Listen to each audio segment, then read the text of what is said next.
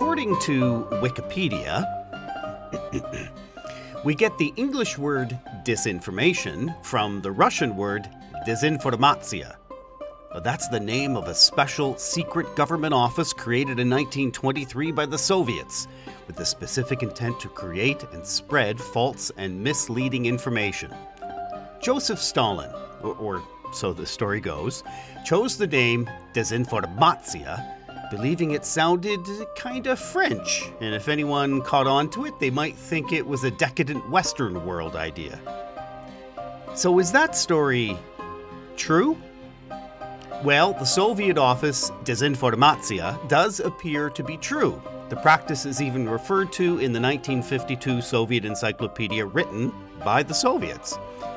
And is that where we get the English word disinformation?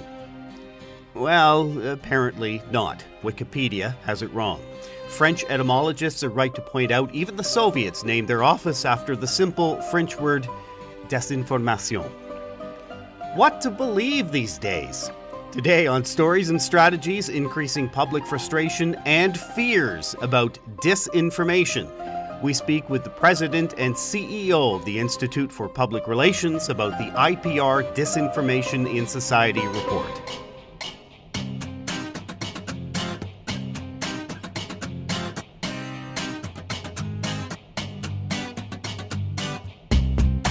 My name is Doug Downs. Music off the top, a traditional Russian folk song called Russian Winter, performed by Derek and Brandon Fichter. My guest today is Tina McCorkindale, the president and CEO of the Institute for Public Relations, joining us today from Seattle, Washington. Hello, Tina. Hello, Doug.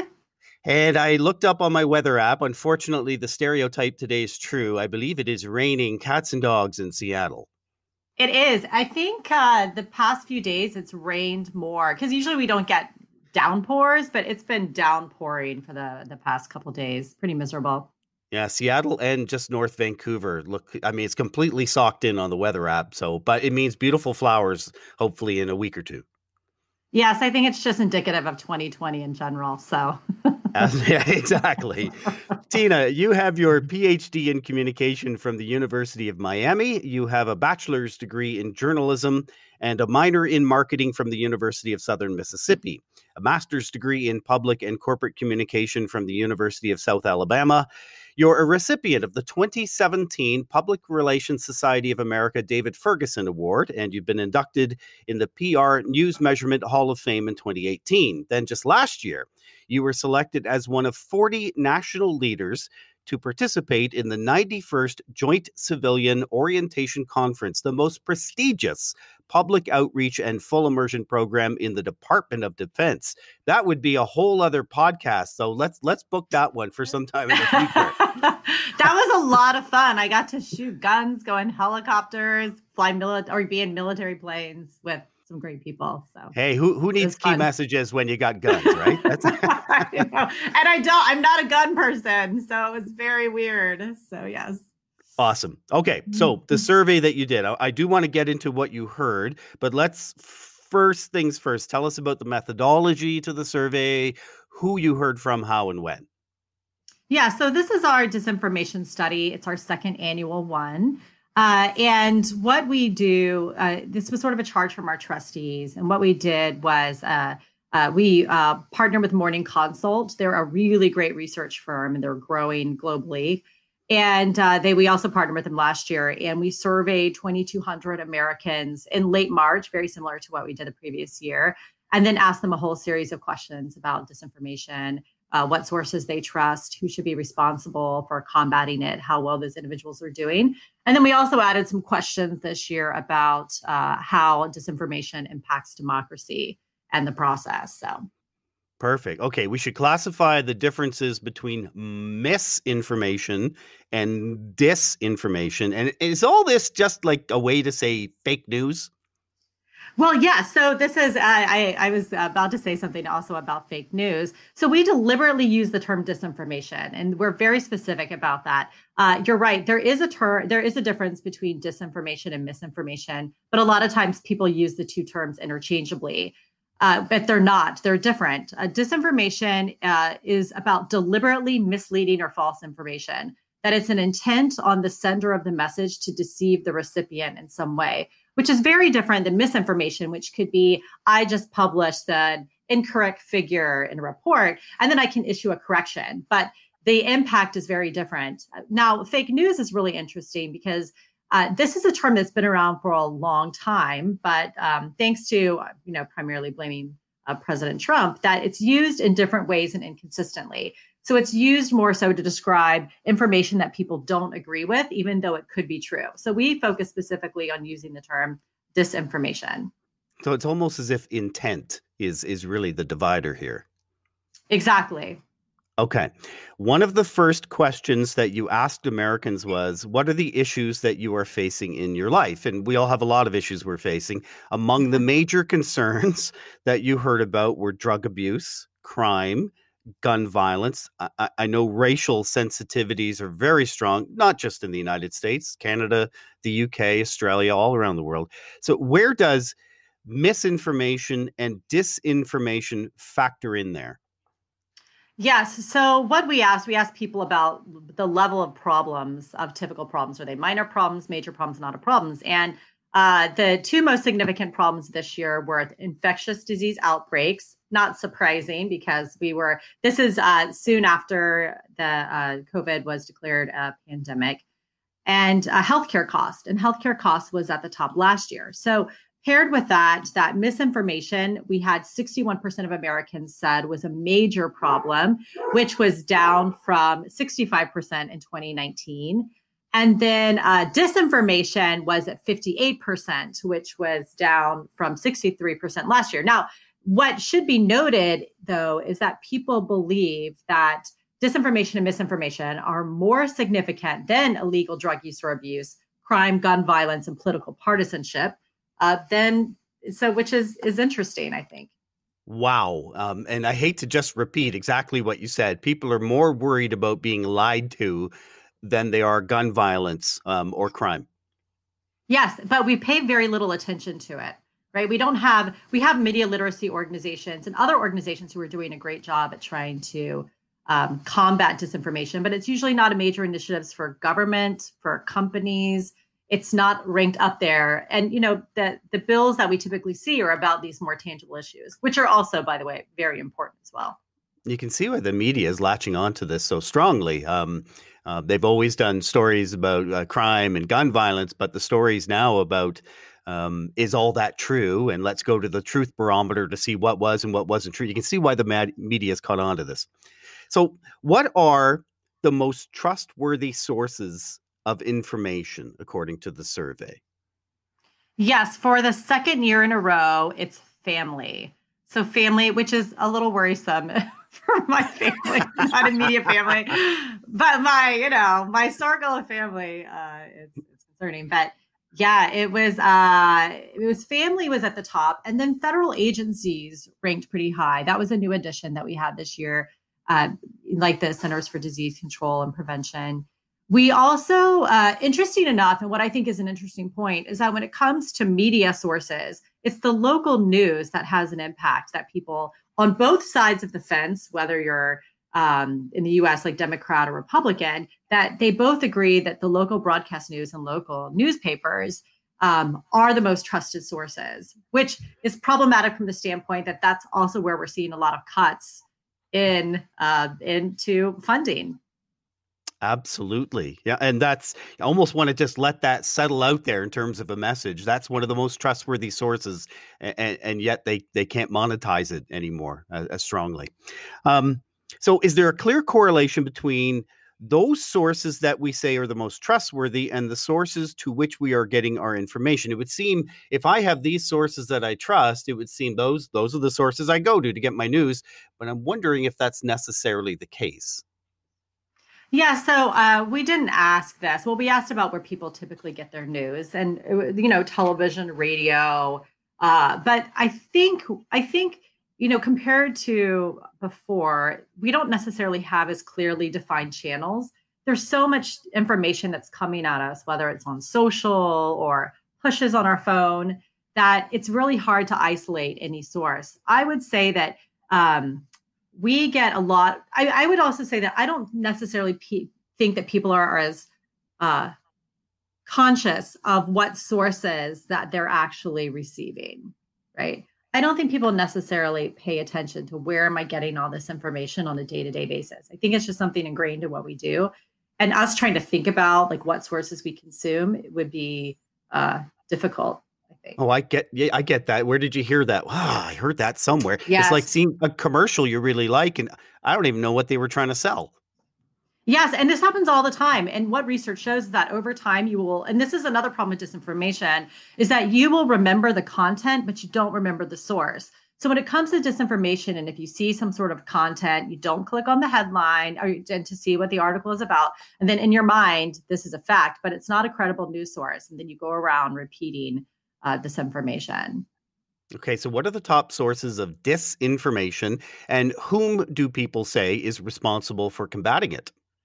Yes. So Facebook and politicians were most responsible for spreading disinformation. And then Twitter and YouTube, more than half said that they were also somewhat responsible for spreading disinformation. So the social media platforms definitely ranked pretty high up there. What was interesting to us is we also asked who is responsible for combating it. And President Trump was at the top of the list, along with the government, Congress, federal agencies, which clocked in around 60% said that, as well as journalists and news outlets. But what was really interesting for us is that, we gave a list of 32 sources that people could choose from. Not choose from, they had to answer all of them, but say how responsible are they for spreading it and combating it. And of all the sources listed, all the 32, at least 25% of respondents said every source, including people like me, are responsible for combating it. I kind of like that, taking ownership of it. I do too. There's this old saying that lies and fake news travel 6 times faster than real information. Do you know if that's actually a provable stat? Because I think it sounds like something somebody just made up somewhere. But given the organic power of social media and that our brains are definitely wired to respond faster to fear through the amygdala, what's the likelihood of fake information traveling faster than real information? Yes. So that's actually really interesting. There was a study done by MIT by 2 professors who looked at the same thing about how fake news gets spread. And it primarily looked at Twitter. And what it found is that disinformation isn't necessarily shared by bots. It's shared by us. And here are the reasons why. One of the things that IPR is releasing is a guide and 10-point checklist for how people can stop. We call it the think before you link. And one of the questions that I know it's clever. One of the questions that we asked was, how does it make you feel? How does the information make you feel? And disinformation is typically designed to make you talked about the amygdala. It's typically designed to make you feel angry, really excited, because that spreads disinformation faster. So we ask people to reflect on, what are you feeling at the time? Are you feeling really emotionally charged? Well, think about, could that be disinformation that you're sharing? A crude term for disinformation is lying. Now, truth be told, we lie all the time, every day, maybe every hour of every day. Here's a quick scene from the 2009 movie, The Invention of Lying, distributed by Warner Brothers in North America and Focus Features in the United Kingdom and the rest of the world. Now, the premise of the movie is an alternative reality in which lying does not exist, and people are straightforward and honest about what they think and feel. Well, that sounds perfect, doesn't it?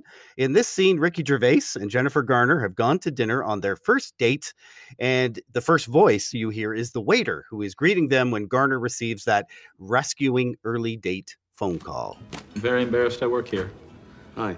Hi. Hello. And you're very pretty. That only makes this worse. Your sister? No. Daughter? No. She's way out of your league. Thank you. Sorry, it's my mom. I think she's probably checking on the date. It won't take long. Hello? Yes, I'm with him right now. No, not very attractive. No, doesn't make much money. It's all right, though. Seems nice. Kind of funny. A bit fat.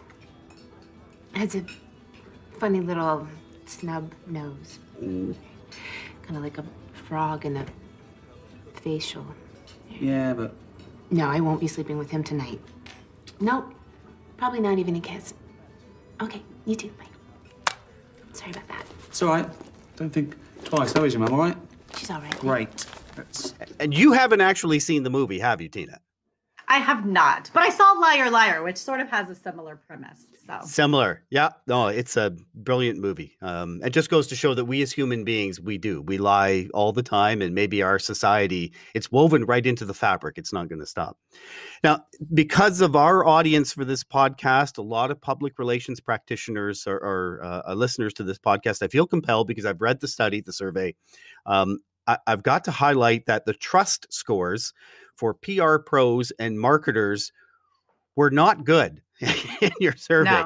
No. 1 in 4 people trust PR pros, and 1 in 8 say they trust marketers and advertisers. I'm not going to ask you to add podcasters to the next survey because I'm scared of the risk.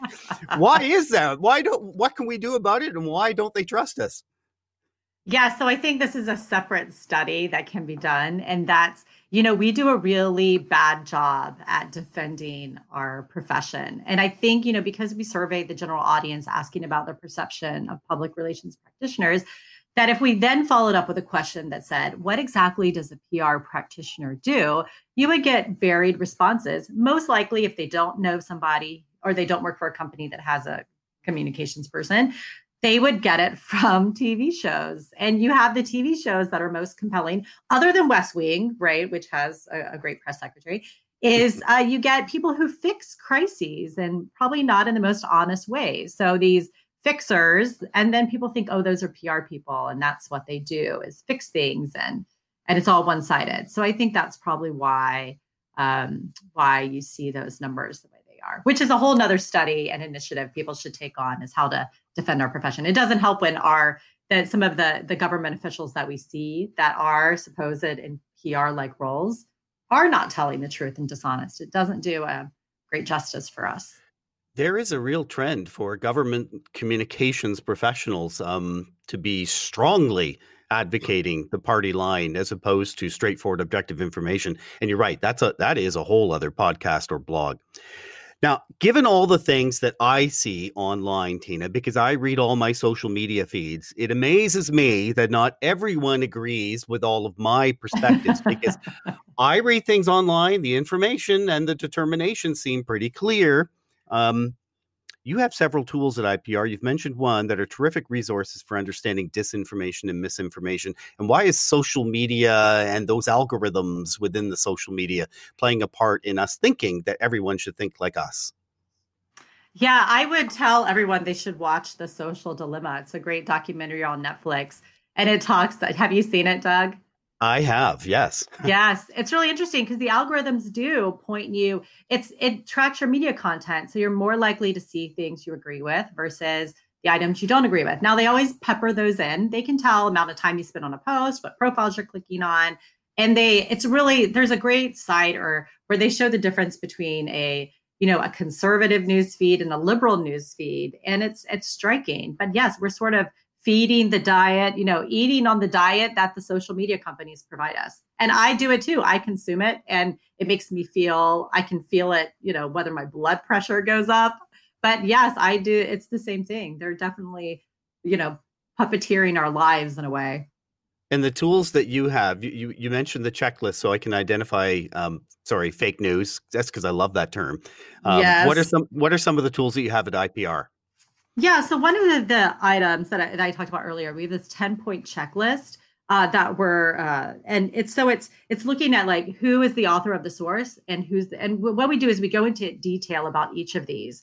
For example, one of the things I talked about earlier was, does the headline match the content? And asking people to actually click on the article and read it, because what happens is when people see it on social media, that they may not necessarily click on the content and then get stuck with the headline. And if it's something that sows distrust or division, it may be disinformation. So there's certain topics that are geared to sowing distrust and division, ones that are racist, misogyny, homosexuality. When people have perspectives, that's typically more fake news generated. And so what we're asking people to do is we have these stops within that says, maybe take an extra look at this.